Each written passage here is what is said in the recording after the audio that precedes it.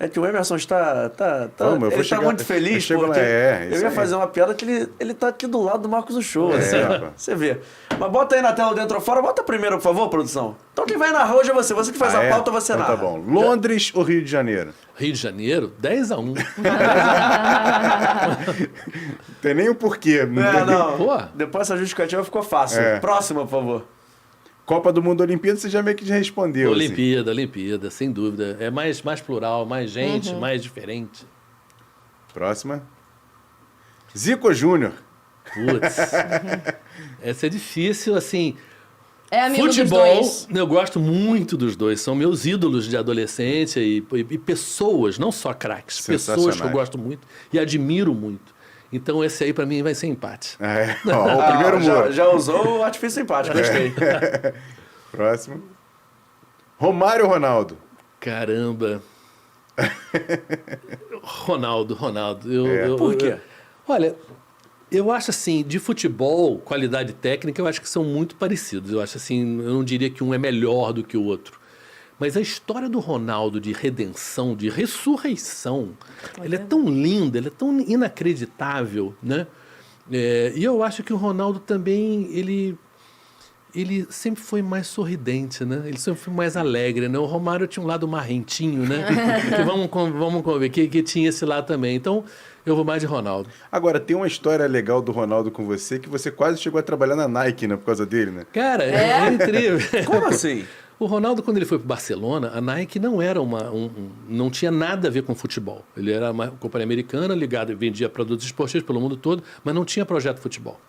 E o Ronaldo arrebenta e chega na casa dele em Barcelona 3 caras da Nike para começar a fazer um projeto para lançar toda uma gama de produtos ligados ao futebol ancoradas na imagem do Ronaldo.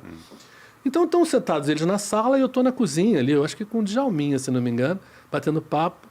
E aí até que o Ronaldo vai na cozinha e fala, Uchoa, me ajuda aí, que os caras não sabem nada. E aí eu vou na sala e começo a dar uma certa aula para eles do que era futebol, do que era o Brasil, do que as pessoas gostavam no futebol, qual era a emoção que tinha naquilo ali. Aí os caras ouvem, anotam e falam, aí eles perguntam, você não quer trabalhar na Nike, não? Eu falei, não, obrigado. Imagina uma linha de produto do show. Assim. Não, de repente, na época até era mais dinheiro, mas assim, mas não, mais divertido ser repórter. Então vamos à próxima. O homem disse não a Nike, Emerson Rocha. Messi ou Maradona? Messi. É mesmo? Messi. Essa eu jurava de ser responder Maradona. Eu também. Não, era capaz de casar dinheiro de ser responder Maradona. Eu ia meter. Olha, eu vi os dois jogarem muito, até porque na época do Maradona, né, o grande futebol do mundo era o futebol italiano. E isso passava muito no Brasil. Claro que não tanto quanto passa hoje. Eu vi muito o Maradona jogar, claro que vi mais o Messi jogar. O Messi, eu acho que quando você julga um atleta, você tem 2 maneiras de julgar. Você tem que julgar os ápices, e aí o ápice do Maradona é mais do que o Messi?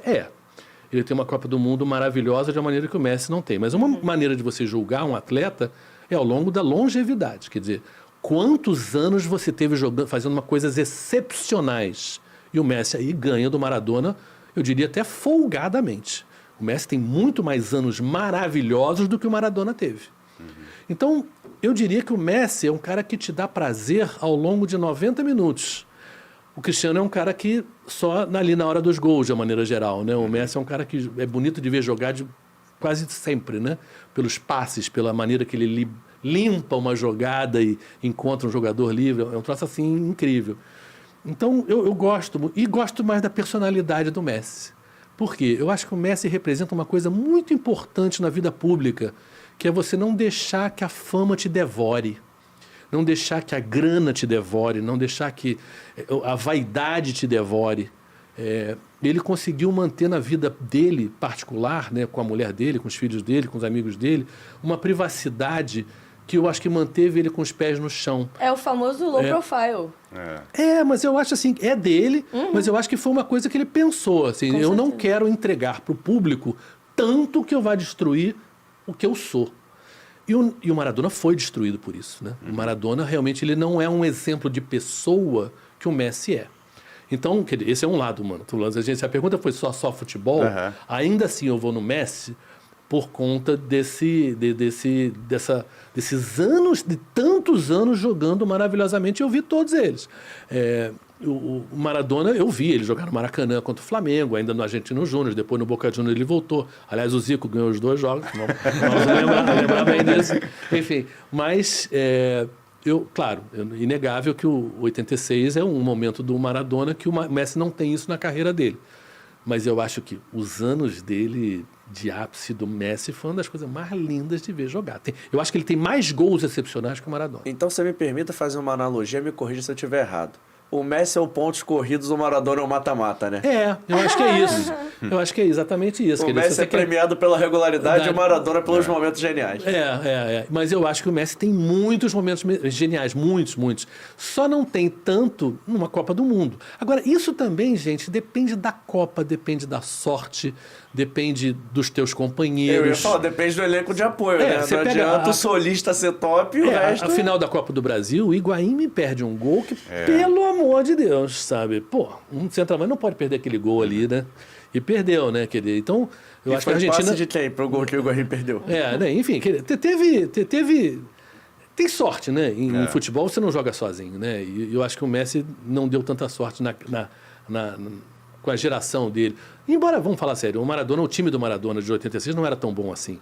Mas o Maradona teve um momento iluminado. Um jogadoraço. Eu acho que assim, é difícil você comparar. Mas, dá para dizer, por exemplo... Para o ímpar, na pelada, eu preferi o Messi. Dá para dizer, por exemplo, de um outro cara que você seguiu bastante, o Ronaldinho Gaúcho, essa questão de não ser no profile pode ter atrapalhado também, porque também viveu um momento ali iluminado, assim. O Ronaldinho Gaúcho, eu acompanhei bem aqueles anos de Barcelona, ia lá, a gente ficava tocando samba, comendo churrasco, bebendo cerveja. Meu Deus do céu, era muito legal.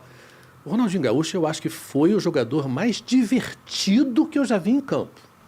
Eu nunca tive tanto prazer de ver alguém jogar bola em campo pela alegria, pelo sorriso, pela molecagem, pelo circo quase, que era ele fazer coisas que você faz de brincadeira na altinha, jogando a sério, né?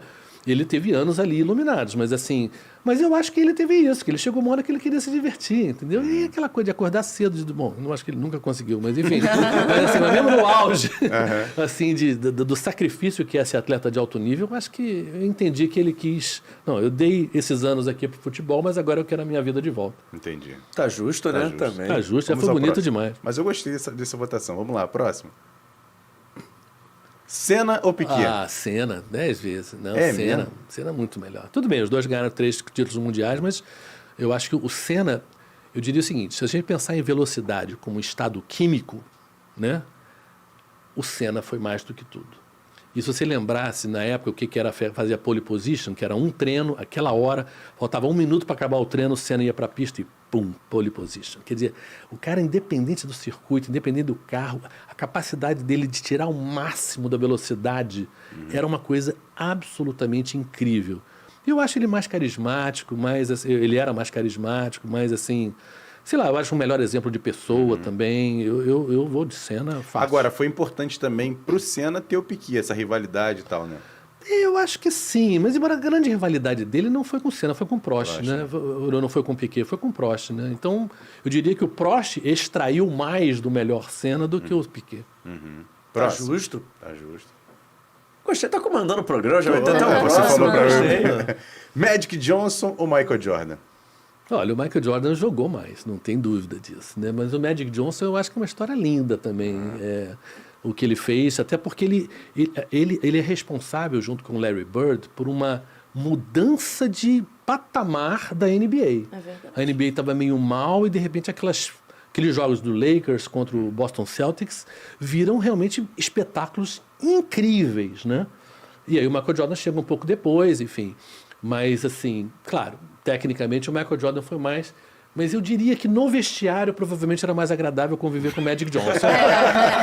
Você viu The Last Dance? Vi, claro. E isso explica bem, né? Explica muito bem. Agora, eu acho que esse lado é real. Se você quer ser o melhor do mundo, tem um lado que é... Me dá esse negócio aqui. Malvadão. Tem um lado meio malvado, meio egoísta, meio obsessivamente agressivo em relação à necessidade que a vitória te faz ter, entendeu? E para você e para teus companheiros. Porque chega uma hora que, como você não joga sozinho, você tem que começar a cobrar. E aí, realmente, é fácil você escorregar para uma coisa não tão agradável de convívio, né? Porque é muito... Você tem que ter uma obsessão pela vitória, né? E todo o jogador, assim, top de uma maneira geral, tem que ter essa coisa meio predadora, né?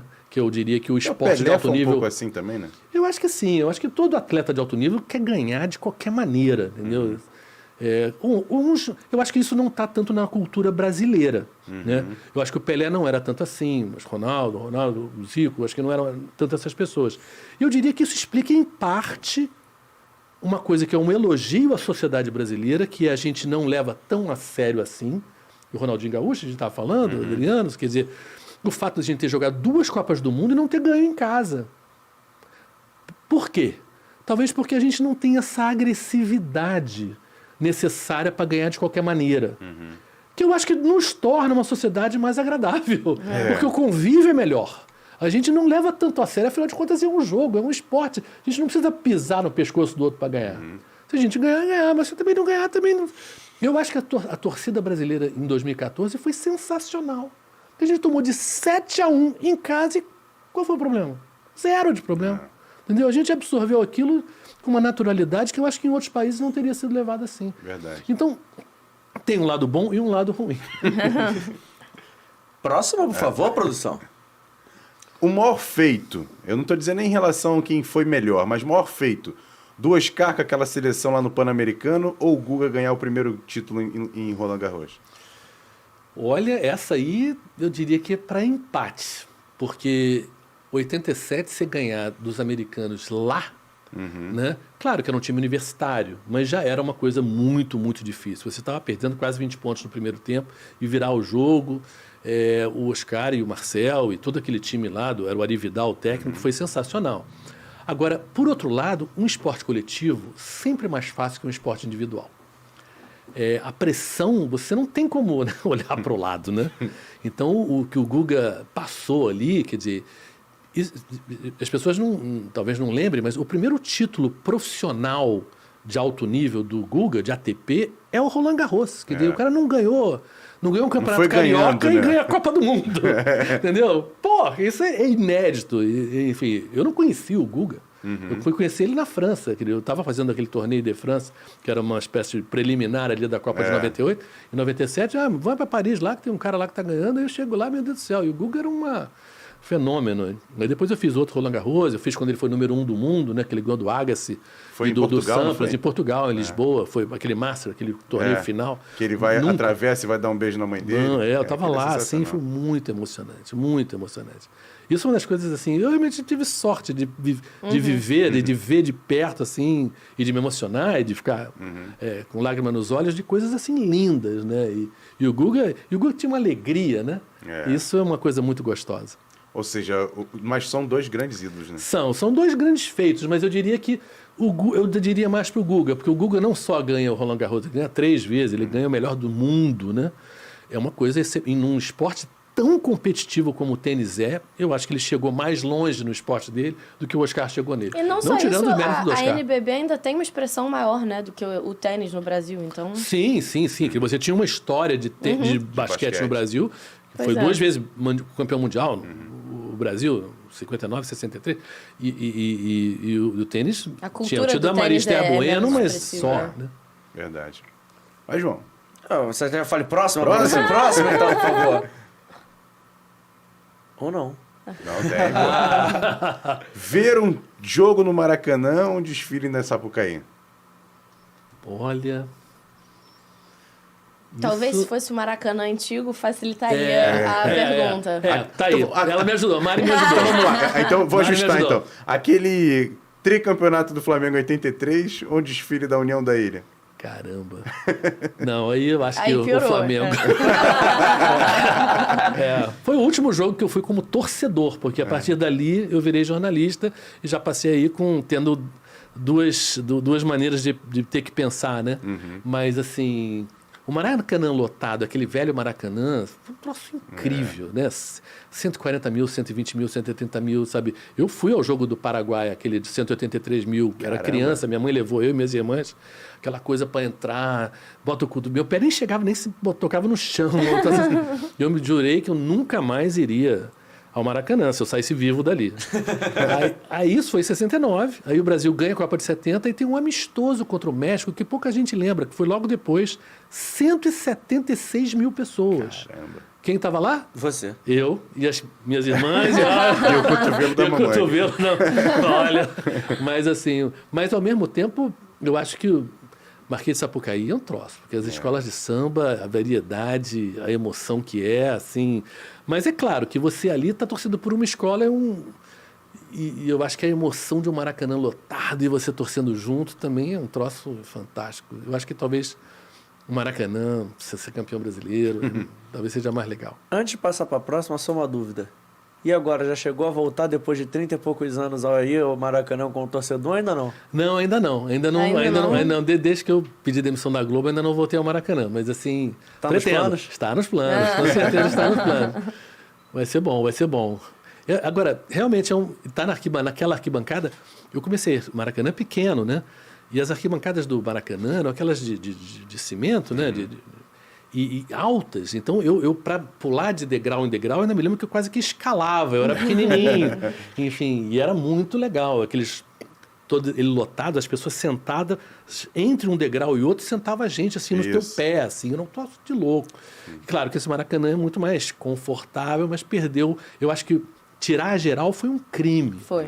Crime, porque a geral permitia a pessoa com pouca grana de curtir o Maracanã.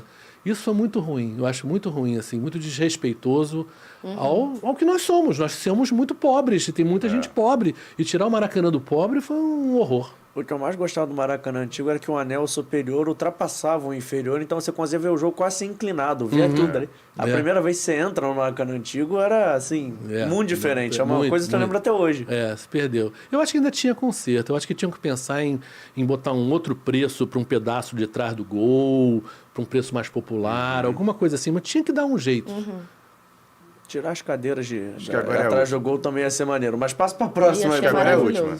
Agora é a última. Michael Phelps ou Bolt? Ficou ótima essa foto do Phelps. Ainda bem que a gente, pela quantidade de medalha, dá pra reconhecer. Caramba, né? Meu Deus do céu.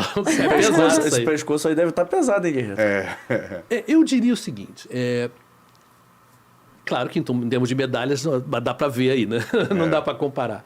Agora, você ser o melhor do mundo em corrida, e corrida rápida, eu acho que faz com que as pessoas se identifiquem de uma maneira que nadar não identifica.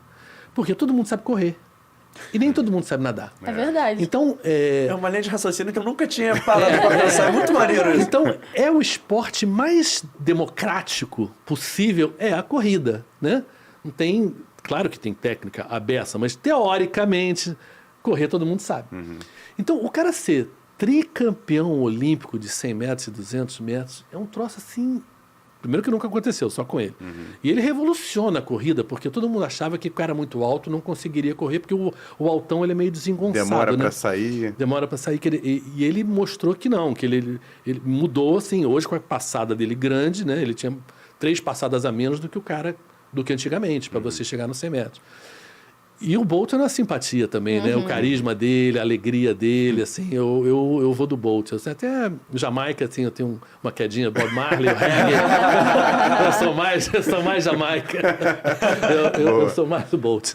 E ele é um fenômeno, né? Eu visitei a Jamaica em 2017 e a quantidade de escolas de todos os esportes possíveis que tem o nome dele.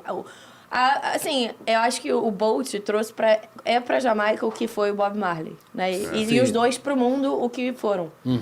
Então, você vê, né? A criançada tá, o Usain Bolt, não sei o quê.